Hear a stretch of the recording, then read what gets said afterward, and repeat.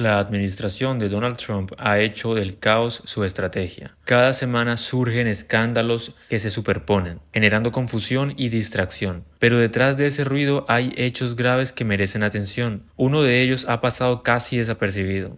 Un ataque militar ordenado por Trump en aguas internacionales contra una embarcación presuntamente vinculada al narcotráfico. Más allá del discurso oficial, se trata de una acción ilegal, ejecutada sin autorización del Congreso y en una clara violación del derecho internacional. Un recordatorio rápido, si te está gustando el video, no olvides suscribirte, darle like y comentar. El 98% de las personas no están suscritas. Dicho esto, pasamos a video. He was moving a military command from Colorado to Alabama, but amidst the usual Trump chaos, he made another announcement that got kind of lost about a military strike in international waters. We just, over the last few minutes, literally shot out a boat, a drug-carrying boat, a lot of drugs in that boat. We have a lot of drugs pouring into our country, coming in for a long time. And we just, these came out of Venezuela and coming out very heavily from Venezuela. A lot of things are coming out of Venezuela, so we took it out. The president later posted a video of that strike to social media. Trump said he had ordered, quote, a kinetic strike against positively identified Tren de Aragua narco-terrorists. He added that 11 people on the boat were killed. Trump claimed the boat was transporting illegal narcotics heading to the United States. Now, here's a map of where the United States is. That small boat was attacked off the coast of Venezuela, which is over 1,000 nautical miles away from here. The United States was obviously well out of range of that boat. Secretary of State Marco Rubio, on the other hand, defended the strike by saying the vessel's destination was probably Trinidad or another country in the Caribbean, which of course makes more sense on the map. I mean, Trinidad's only 10 miles from Venezuela by sea. But again, that too is more than 1,000 miles from the U.S. mainland. Who knows where the drugs, if they were there? We're going to go next. This morning, Secretary of Defense Pete Hegseth was doing a victory lap, promising more military strikes on narco-traffickers, narco-terrorists. But now, as we learn more details of the attack, I have to say, this is an enormous scandal that is unfolding right in front of us. This civilian, non-military boat, even if they were committing a crime, was not struck in self-defense. No weapons were evident. Whoever struck it, and the U.S. has shared no details of that, didn't try to disable the engines or to board the craft. They just summarily killed everybody on board. As a Notre Dame law professor told the Washington Post, the strike violated international law. The U.S. is not in armed conflict with Venezuela or its criminal elements. This is exactly the kind of operation that, if it existed in a Tom Clancy novel or movie, would be getting covered up because all the principals in the film would know it was illegal. I mean, it certainly seems like extrajudicial murder to me. And again, that's the case even if everything the administration is saying is true. But why would anyone assume that what they say is true? These are the very same people that falsely claimed a man with an autism awareness tattoo and a makeup stylist and a soccer player and a singer were dangerous members of the same Venezuelan Tren de Aragua gang when they grabbed them off the street and shipped them to the Salvadoran gulag. Now, in those cases, Trump's government tried to be the judge and the jury, and now they are executioner too. Whatever pretext this administration may claim, this looks, for all the world, like a just flagrant violation of domestic U.S. law and international law. And there needs to be answers to how and why this happened.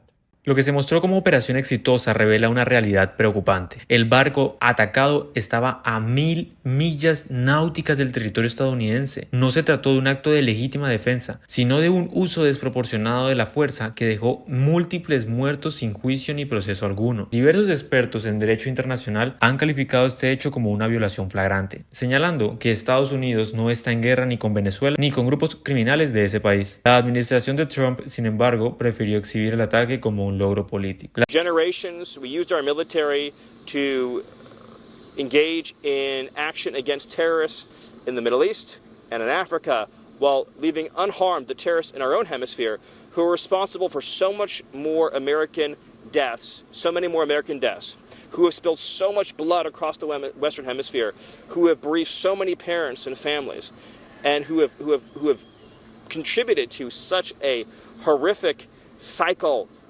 and just nonstop, relentless surge of violence in our cities. Every major city in America is suffering from cartel violence. Even the U.S.-based gangs are working directly with these cartels. The drugs, the guns, the weapons, the cash, the organization.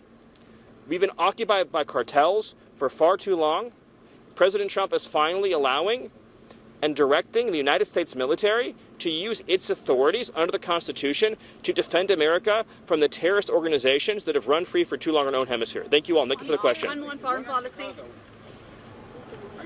Las palabras de Miller muestran el verdadero objetivo: utilizar a las Fuerzas Armadas como instrumento político. Trump se presentó en 2016 como candidato que no iniciaría nuevas guerras, pero en la práctica ha expandido el uso de operaciones militares sin supervisión. Lo hizo con Irán, ahora lo está repitiendo en el Caribe y lo combina con un discurso interno de supuestamente mano dura, que busca legitimar la militarización de las ciudades estadounidenses. What else are they planning on doing? Because we are not going to allow them to bring detainees onto Great Lakes Naval Base and detain folks there. I would want to see exactly what type of ammunition that they're going to be using as well, basically to hold them accountable and let them know that we are watching what they're doing.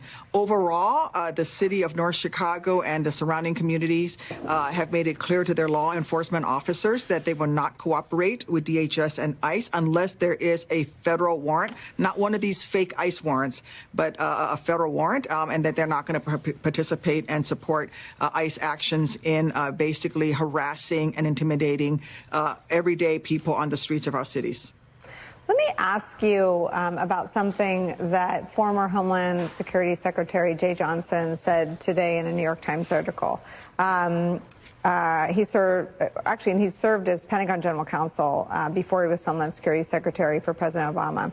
He noted that Congress had not authorized force against drug cartels and that the Coast Guard and Navy had long interdicted suspected drug smuggling boats. Quote, here the president appears to be invoking his amorphous constitutional authority to kill low-level drug couriers on the high seas with no due process, arrest, or trial.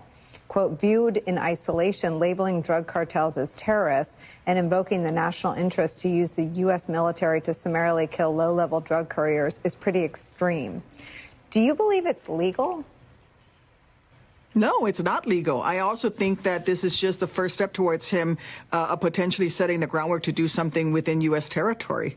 So he's doing it in international waters now, but you know, what's next? An American in our territorial waters on U.S. soil? What exactly is next? I agree with the discussion that's already been ongoing. This president is setting the conditions so that he can actually unilaterally occupy the streets of our cities and interfere in the next election, do what he wants. And I am absolutely disgusted with my Republican colleagues who, on top of confirming the likes of Pete Hegseth and Secretary Kennedy, are not holding them accountable. We have a chance here to stop them. I hope that my colleagues will step forward and stop them, but let's see what they're going to do. So far, all they've done has been collaborators and co-conspirators in the Trump attempts to basically undermine the basic law and order of our nation. Senator, do you hear from any whistleblowers or people concerned inside the military? Oh, significantly. I served in the Illinois National Guard for 17 years and in the reserves for another 6 years on top before that. The military does not want to be used in this way. And I do want to say something to the folks who are watching. Please respect the men and women of the National Guard. They are being used as a political pawn by this president. They don't have the option of saying no. And so we need to make sure that we understand that the National Guard is being abused and disused. They should be out there preparing and training for their wartime mission or to respond to natural disasters, and, when a tornado hits southern Illinois. But instead, they're being used to intimidate fellow citizens and people on the streets of our cities. And simply that is an abuse of the National Guard and the men and women who swore an oath to defend this country. Senator Duckworth, every word of everything you said today. La advertencia de Duckworth es clave. Esas acciones no son aisladas, se insertan en una lógica de concentración de poder, donde el Ejecutivo actúa sin rendir cuentas, manipula a las Fuerzas Armadas y normaliza un estado de excepción permanente. La militarización de la política exterior y la política interna caminan de la mano, con un mismo objetivo: erosionar los límites institucionales que impiden al presidente actuar como juez, jurado y ejecutor. Lo ocurrido en este ataque no solo abre un debate jurídico, también plantea plantea una pregunta más amplia. ¿Hasta qué punto se está consolidando un modelo de presidencia sin controles, donde la fuerza sustituye el debate democrático y la ley relegada? Y yo te pregunto a ti, ¿creen que el Congreso debería investigar formalmente la legalidad de este ataque? ¿Hasta dónde puede llegar la estrategia de militarización impulsada por Trump sin generar un costo político dentro de su propio partido? Gracias por acompañarnos en Rumor de Estado. No olviden suscribirse, dejar su like, compartir este análisis y comentar. De este modo podremos seguir fortaleciendo un espacio de información crítica y rigurosa.